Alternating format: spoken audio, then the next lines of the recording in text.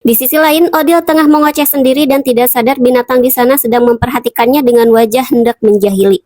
Kembali lagi kepada Rothbard yang kesal karena situasi tidak berjalan sesuai dengan rencananya. Ia turun dan menjelma menjadi manusia, membuat dua sejoli di hadapannya kaget.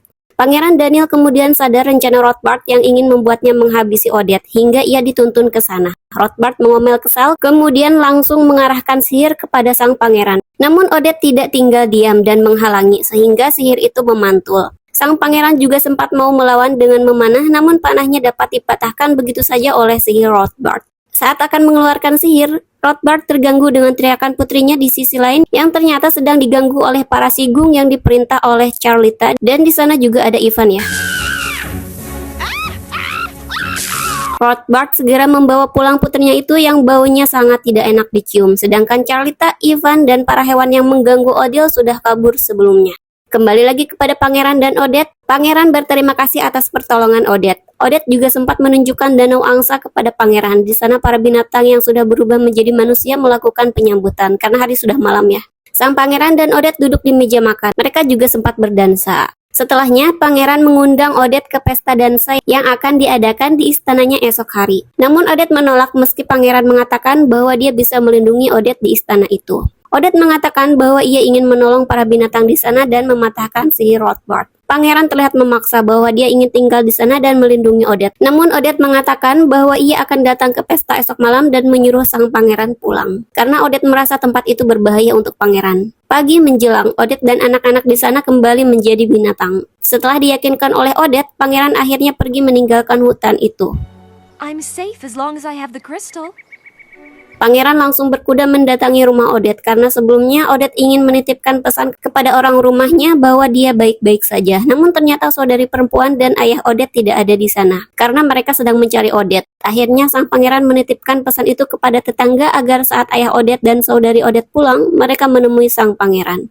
Di tempat lain, lebih tepatnya di tempat troll tua yang sebelumnya Odette dan Layla sempat mencari buku, troll tua terlihat sangat bahagia karena menemukan buku yang dicari. Ia segera berlari menuju tempat Ratu Peri, tidak sadar ada jamur yang berubah menjadi burung dan kemudian terbang. Tidak lama kemudian, troll tua, Erasmus namanya, itu sampai di tempat Ratu Peri. Ia terlihat bahagia dan mengatakan menemukan buku itu yang ternyata selalu dijadikannya sebagai alas duduk. Dengan cahaya kristal ajaib, buku itu terbuka. Odette membaca isinya yang intinya cinta sejati yang menjadi penentu dari kekuatan kristal ajaib dan cara bagaimana mematahkan sihir gelap menggunakan kristal ajaib.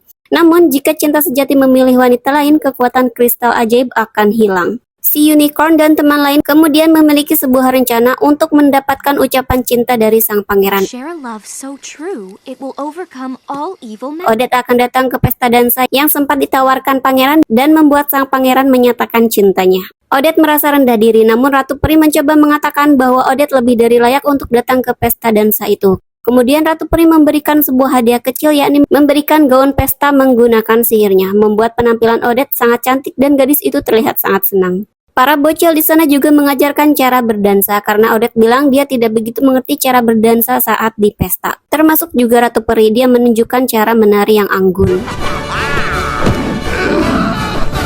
Namun saat pelajaran menari tersebut, Erasmus dibawa pergi oleh Rothbard yang berwujud seekor burung bersama dengan buku hutan ya.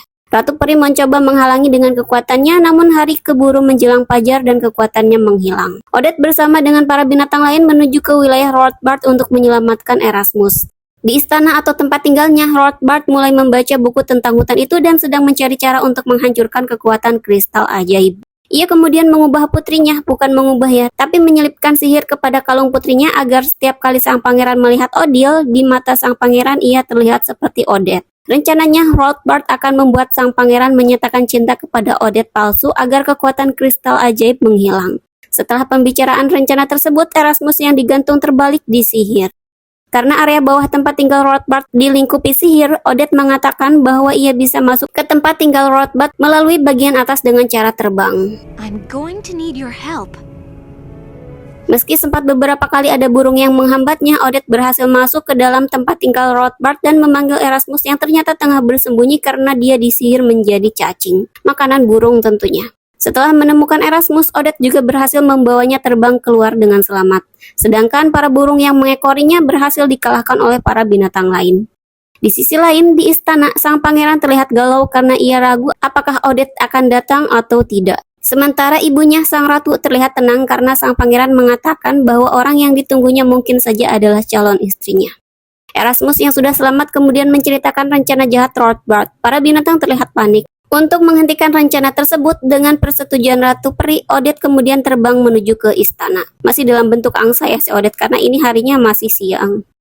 Di istana, pesta dansa tengah berlangsung. Kemudian Rothbard datang bersama Odile yang di mata pangeran, Odile terlihat seperti Odette. Hampir saja Odile bicara, jadi walaupun dia wajahnya terlihat seperti Odette, tapi suaranya masih sama ya. Cempreng suara si Odile ini. Beda banget dengan si Odette. Makanya ayahnya sempat bilang jangan bicara. I'm so glad you came. And Sang pangeran meminta Odette palsu untuk berdansa dengannya. Kemudian keduanya berdansa. Di saat bersamaan, Odette asli tengah terbang menuju istana dan sampai.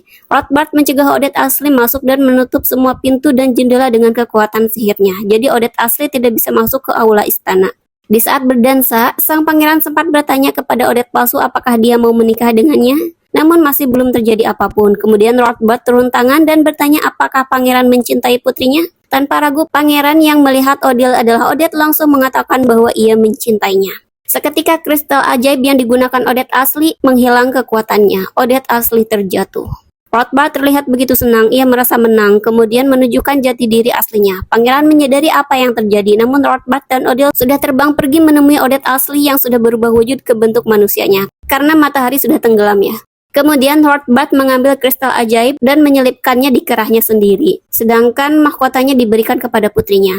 Ternyata sang pangeran tidak tinggal diam, ia menyusul Rothbard dan mencoba melawan mengalihkan penyihir itu kepada dirinya agar tidak menyakiti Odette ya. Di saat bersamaan, Ratu Peri dan juga para binatang menyusul menggunakan kereta kuda, si unicorn yang nariknya.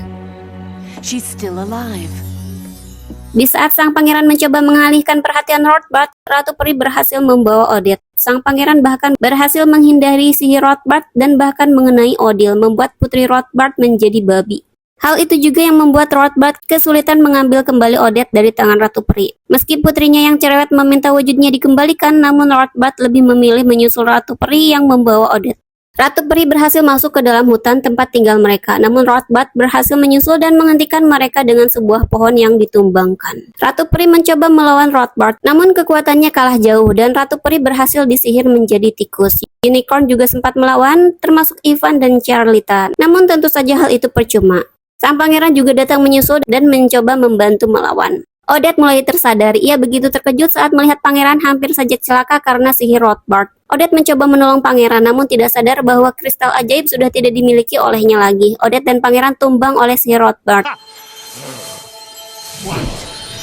Namun di saat selebrasi kemenangannya, kristal ajaib yang dipasang di kerah Rothbard entah mengapa kekuatannya tiba-tiba kembali, membuat tempat tinggal Rothbard hancur dan menjadikan hutan yang terlihat kelam mulai hijau lagi. Rothbard juga dikelilingi sihirnya sendiri dan menghilang. Para binatang yang disihir juga kembali ke bentuknya semula. Si Rothbard benar-benar patah. Ternyata itu berkat pengorbanan Odette dan pangeran yang mau berkorban satu sama lain. Itulah yang disebut cinta sejati. Pangeran dan Odette tersadar, keduanya saling berpelukan. Beberapa waktu kemudian, pesta diadakan di dalam hutan. Scene diakhiri dengan Odette yang berdansa dengan pangeran.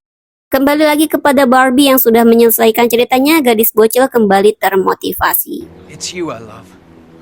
If you'll have me. Dan tamat.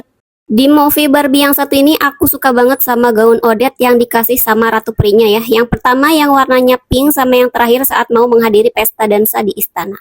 Dan melalui sang pangeran aku juga mendapatkan pengetahuan baru bahwa kita itu bukan tidak mau menikah tapi belum ketemu aja sama yang kita mau. Awalnya pangeran juga bilang dia belum mau menikah, pengen berpetualang dulu lah, pokoknya ada aja alasannya. Tapi itu tidak berlaku lama karena saat ketemu Odette, dia langsung mau menikah dan bahkan dia yang pertama ngajak Odette nikah kan. Karena dia udah ketemu sama yang dia mau.